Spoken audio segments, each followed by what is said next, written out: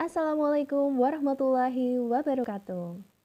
Halo anak-anak, kembali lagi dalam Belajar Asik bersama Bu Risna Rumbana. Hari ini kita akan belajar kembali. Nah, kita akan belajar mata pelajaran bahasa Indonesia. Kelas 7 SMP semester 1. Kita akan mempelajari materi tentang cerita fantasi. Sebelum kita mulai pembelajarannya, alangkah baiknya kita berdoa terlebih dahulu. Berdoa dimulai.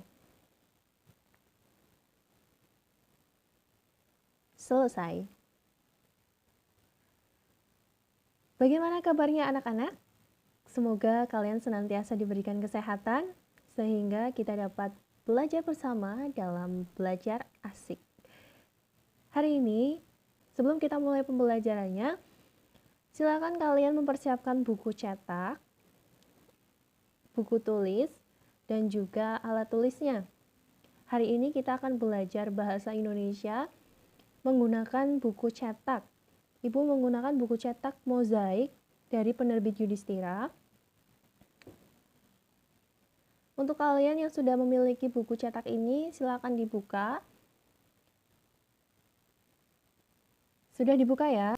Silakan kalian membuka buku cetak pada halaman 21. Nah, tampilannya seperti ini, seperti yang ada di layar kalian. Bab 2 cerita fantasi. Minggu lalu kita sudah belajar tentang teks deskripsi. Kalian masih ingat ya apa itu teks deskripsi? Masih ingat? Coba kalian tulis di kolom komentar kalau masih ingat apa itu teks deskripsi. Ya, betul. Teks deskripsi adalah teks yang berisi gambaran atau menggambarkan tentang sesuatu, bisa tempat, bisa benda, bisa orang, secara lengkap atau secara rinci. Jadi, pembaca bisa mendengar, bisa melihat, bisa merasakan apa yang ada di tulisan itu. Misalnya, contoh, kalian pergi ke pantai Teluk Penyu. Kalian menuliskan atau mendeskripsikan tentang pantai Teluk Penyu. Nah, pembaca bisa tahu atau bisa melihat, oh ternyata pantai Teluk Penyu seperti ini, seperti ini. Nah, kalian masih ingat ya pembelajaran teks deskripsi? Setelah kita mempelajari teks deskripsi, kita akan mempelajari tentang cerita fantasi atau teks narasi. Yaitu ada pada bab 2, halaman 21. Kalian bisa buka buku cetaknya. Di sini akan terlihat tujuan pembelajaran. Jadi, pada bab 2 cerita fantasi, kalian akan mengenal atau mengetahui lebih dalam tentang cerita fantasi. Kemudian, unsur-unsur dari cerita fantasi atau teks narasi. Selanjutnya, kalian nantinya akan menceritakan kembali isi dari teks narasi. Selanjutnya, kalian akan menelaah struktur dan ciri kebahasaannya. Dan yang terakhir, kalian menyajikan gagasan kreatif dalam bentuk cerita fantasi. Nantinya kalian bisa membuat cerita fantasi sendiri. Sudah paham ya apa yang akan kalian dapatkan setelah belajar cerita fantasi? Nah, selanjutnya kita masuk ke halaman 24. Kalian buka buku cetaknya di halaman 24.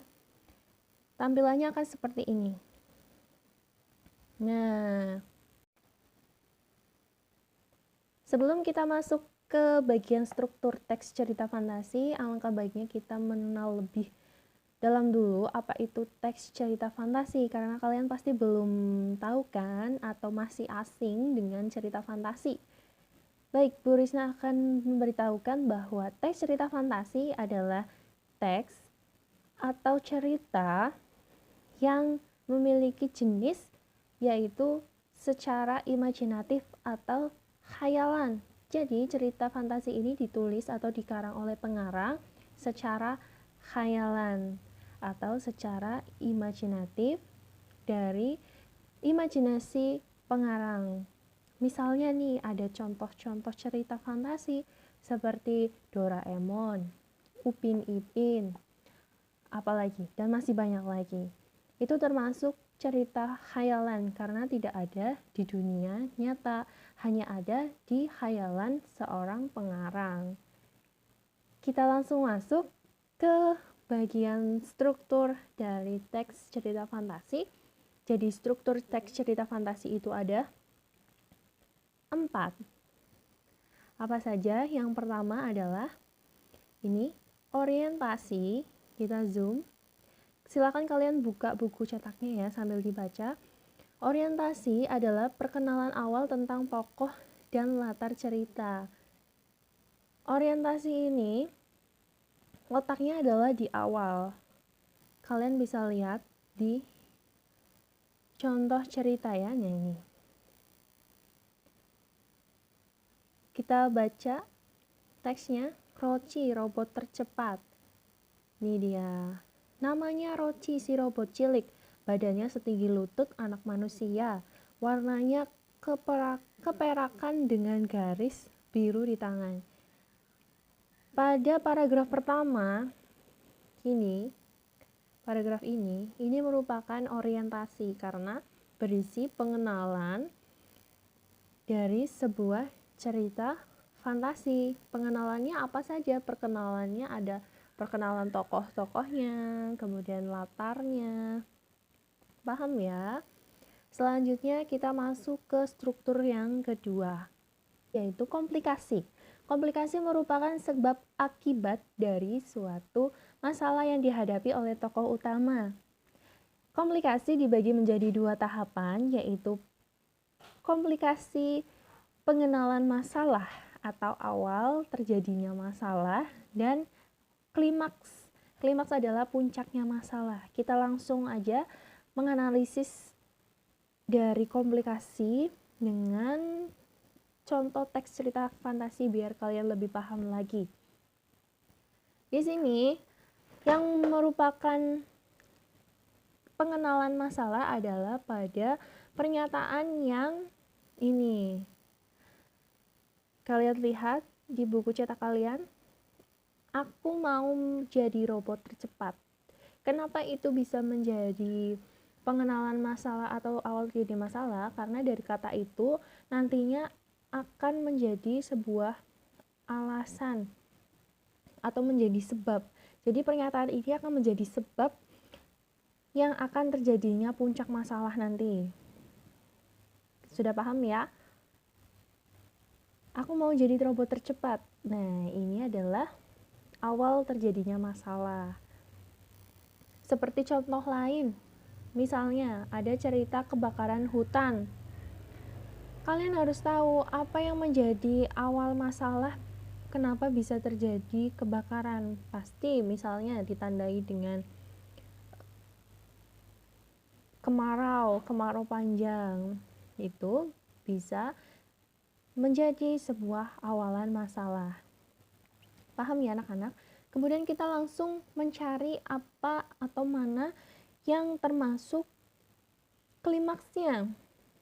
Kita lihat, setelah kita mengetahui awal masalahnya adalah aku mau jadi robot tercepat, maka kita bisa langsung mengetahui mana yang termasuk klimaks atau puncak masalahnya. Nah, ini dia, kita bisa langsung tahu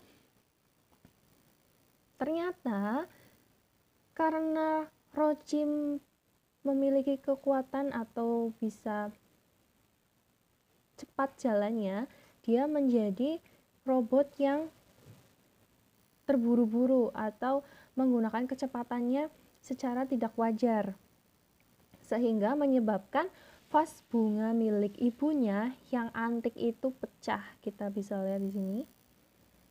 Ini dia. Sehingga ibunya marah. Nah, ini adalah puncak terjadinya masalah atau konfliknya ya. Setelah dia jadi robot tercepat, dia menjadi buru-buru dan akhirnya menyebabkan vas bunga yang antik milik ibunya pecah. Ini merupakan klimaks dari masalah cerita fantasi itu. Kalian sudah paham ya? Baik anak-anak, selanjutnya kita akan mempelajari struktur yang ketiga, yaitu resolusi atau penyelesaian masalah. Setelah kita sudah menuju konflik atau klimaksnya, lalu turun atau pendinginan ke bagian penyelesaian masalah. Kita lihat pada cerita Roci si robot tercepat. Nih, ternyata penyelesaian masalahnya adalah Roci menabrak sebuah gerobak yang didorong oleh Roa. Roci terduduk, kepalanya berdenyut-denyut, roda di kakinya copot.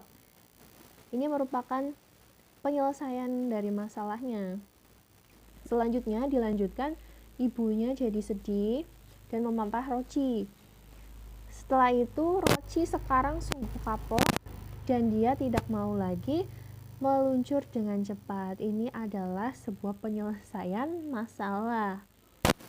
Akhir dari ceritanya, si Roci yang tadinya mau menjadi robot tercepat, kemudian dia secara tidak sengaja karena terburu-buru, tergesa-gesa, menyebabkan vas bunga milik ibunya pecah dan dia sudah ditegur oleh ibunya untuk tidak berjalan dengan cepat, tapi tidak mendengarnya, dan akhirnya dia menabrak. Penyelesaiannya adalah dia menjadi kapok dan tidak mau lagi meluncur dengan cepat. Paham ya anak-anak? Kita lanjut ke bagian koda. Koda ini merupakan pesan cerita bersifat opsional, jadi terserah atau bebas dari pengarangnya. Ternyata dalam cerita ini tidak ada pesan untuk pembaca ya. Tidak ada di dalam paragraf. Biasanya pengarang menuliskannya, dari cerita ini pembaca diharapkan untuk tidak meniru, misalnya seperti itu.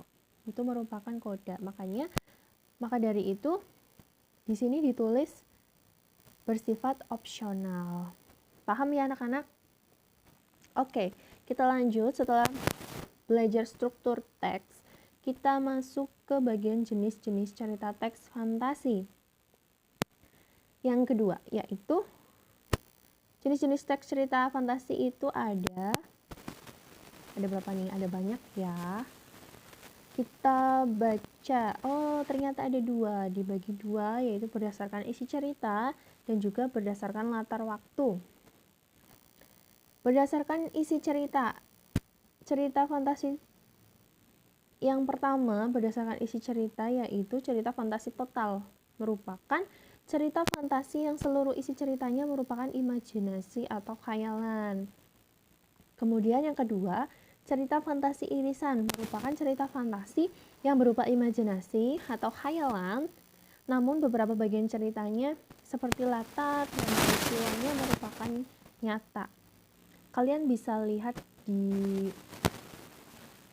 cerita Upin Ipin yang di Dinosaurus, yang episode Dinosaurus, itu merupakan cerita fantasi irisan. Kenapa? Karena ada bagian-bagiannya.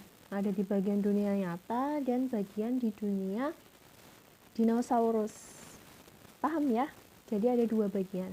Kalau tadi cerita yang kalian analisis bersama, yang ini Roci robot tercepat, karena ini cerita fantasinya termasuk khayalan dunia robot secara total dan tidak ada bagian-bagiannya, maka ini termasuk jenis cerita fantasi total kalau berdasarkan isi. Kemudian berdasarkan latar waktu, kita lihat ya, berdasarkan latar waktu. Cerita fantasi sezaman merupakan cerita fantasi dengan latar waktu yang sama, hanya satu masa. Misalnya, hanya masa kini saja, menceritakan masa kini, atau menceritakan masa depan saja, atau menceritakan masa lampau saja, bisa ya.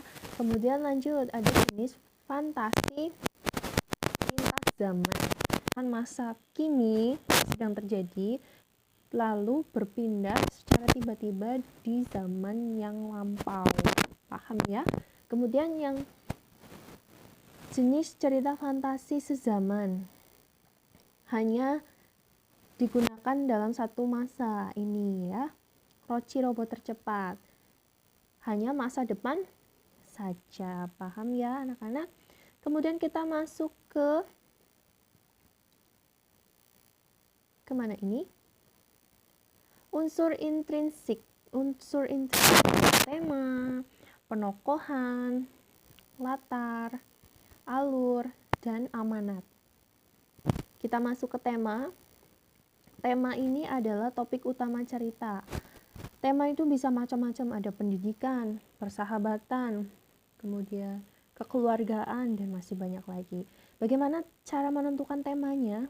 Kalian harus baca terlebih dahulu ceritanya, biar kalian tahu cerita ini itu mengandung topik apa yang diceritakan oleh pengarang. Kemudian kita lanjut ke bagian penokohan. Penokohan adalah tokoh-tokoh yang ada dalam cerita tersebut beserta watak atau karakternya. Misalnya tadi dalam cerita ini, Roci robot tercepat. Roci, tokoh pertama atau tokoh utamanya, memiliki watak yang keras kepala. Keras kepalanya tadi ya, tidak bisa diomongin, suruh jangan cepet-cepet malah cepet-cepet. Kemudian yang kedua adalah ibu. Tokoh utama ibu ini dia sangat sabar dan penyayang.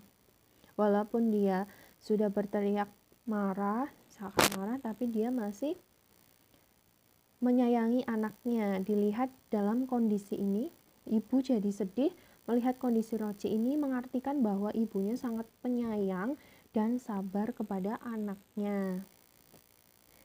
Paham ya anak-anak? Kita langsung lanjut ke bagian latar. Latar adalah keterangan mengenai tempat, waktu, dan suasana. Latar tempat, misalnya tempatnya di jalanan. Kemudian latar waktu, waktunya siang hari, malam hari, sore hari. Kemudian suasananya misalnya mengharukan, menegangkan, menyedihkan, dan masih banyak lagi. Kemudian alurnya apa sih Bu? Alur adalah jalinan peristiwa atau urutan cerita. Dibagi menjadi 3. Apa saja? Maju, mundur, dan campuran. Maju misalnya dari awal ke akhir.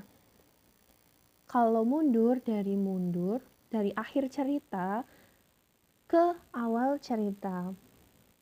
Misalnya kalian kalau pernah menonton film Hidayah, nah cerita Hidayah itu biasanya ditayangkan dari akhir ceritanya. Misalnya tokoh utamanya mendapatkan musibah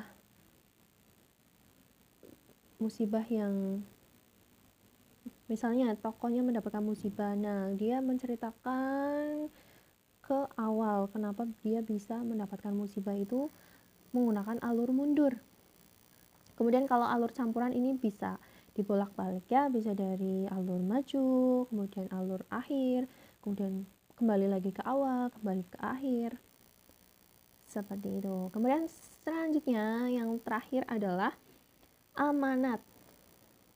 Amanat adalah pesan yang disampaikan penulis kepada pembaca. Jadi dalam cerita itu kira-kira apa sih yang bisa dipetik kita agar bisa diimplementasikan atau digunakan di sehari-hari. Misalnya dalam cerita yang tadi, si Roci robot tercepat. Ayo apa amanatnya? Betul, misalnya kita tidak boleh keras kepala. Kemudian kita seharusnya mendengarkan perkataan orang tua. Dan masih banyak lagi.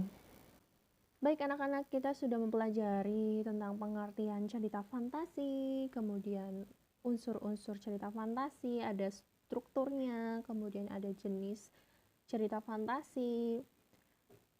Kita ulang kembali bahwa tadi kita sudah mempelajari yang pertama adalah pengertian teks cerita fantasi, yaitu cerita yang berisikan atau bersifat khayalan dari pengarang. Kemudian yang kedua kita mempelajari strukturnya, yaitu ada 4. Yang pertama orientasi, pengenalan cerita dari tokohnya, dari nama-namanya, dari latarnya. Kemudian yang kedua komplikasi. Komplikasi ada 2 tahapan, yaitu komplikasi atau pengenalan awal masalah dan klimaks atau puncak masalah. Selanjutnya kita mempelajari resolusi. Resolusi ini adalah penyelesaian masalah. Dan yang terakhir adalah koda. Koda adalah pesan yang disampaikan oleh pengarang. Selanjutnya kita mempelajari tentang jenis cerita fantasi. Jenis cerita fantasi dibagi menjadi 2, yaitu berdasarkan isi cerita dan berdasarkan latar cerita. Berdasarkan isi cerita juga dibagi menjadi 2, yaitu cerita total dan cerita irisan. Cerita total itu maksudnya adalah keseluruhan ceritanya adalah bersifat khayalan, dan yang kedua cerita irisan, cerita yang ada bagiannya, bagian yang cerita nyatanya, kemudian bagian cerita yang khayalan.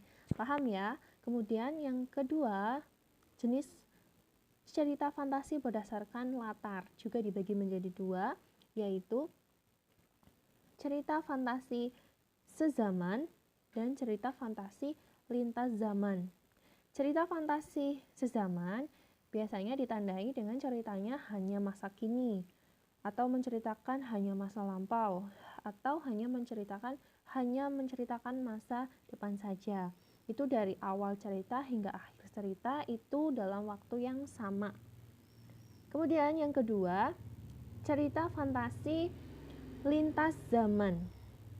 Maksudnya adalah cerita fantasi yang ada perpindahan waktu dalam satu cerita. Misalnya, perpindahan dari masa kini ke masa depan, perpindahan dari masa lampau ke masa yang akan datang. Itu. Gimana? Sudah paham ya anak-anak dengan cerita fantasi? Untuk minggu depan kita akan belajar yaitu ada ciri kebahasaannya. Jadi hari ini kita hanya belajar tentang pengertian, struktur, dan jenis. Baik anak-anak, untuk hari ini kalian hanya mempelajari saja, kemudian silakan kalian rangkum apa yang sudah dijelaskan oleh Bu Risna melalui buku tulis. Kalian merangkum di buku tulis, kemudian difoto dan dikirimkan ke link bit.ly yang sudah Ibu sediakan. Anak-anak, untuk hari ini sekian. Semoga pembelajaran yang sudah Ibu sampaikan dapat bermanfaat untuk kalian. Tetap semangat dan selalu jaga kesehatan. Dari Bu Risna, pamit undur diri. Wassalamualaikum warahmatullahi wabarakatuh. Sampai jumpa.